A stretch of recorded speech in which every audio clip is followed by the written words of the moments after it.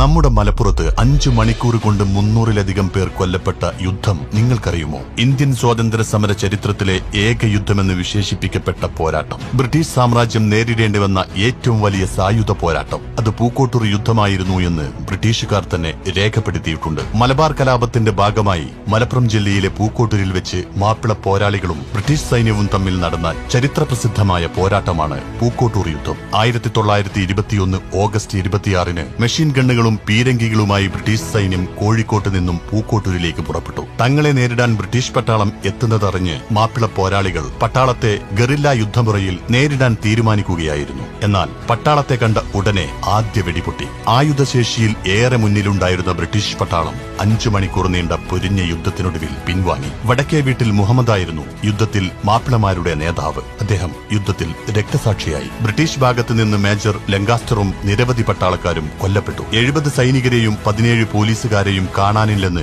August 29-നും 30-നുമായി അമേരിക്കയിൽ ഇറങ്ങിയ പത്രങ്ങൾ റിപ്പോർട്ട് ചെയ്തു. പൂക്കോട്ടൂർ യുദ്ധത്തിൽ ഒരു മാപ്പിള സ്ത്രീ രക്തസാക്ഷിയായതായി ആർമി മെഡിക്കൽ ക്യാപ്റ്റൻ സുള്ളീവർ സാക്ഷ്യപ്പെടുത്തിയിരുന്നു. പിന്നീടുള്ള ദിവസങ്ങളിൽ ബ്രിട്ടീഷ് പട്ടാളം പൂക്കോട്ടൂരിൽ നരനായാട്ട് നടത്തി. മലപ്പുറം കോട്ടക്കുന്ന് മൈതാനിയിൽ പ്രത്യേക കോടതിയിൽ കൂട്ടവിചാരണ നടത്തിയ ഖിലാഫത്ത് പോരാളികളെ വെടിവെച്ച് കൊല്ലുകയും തൂക്കിലേറ്റുകയും ചെയ്തു. ചിലരെ ആൻഡമാൻ ജയിലിലേക്ക് അയക്കുകയും ചെയ്തു. പിറന്ന മണ്ണിനു വേണ്ടി സധൈര്യം പോരാടിയ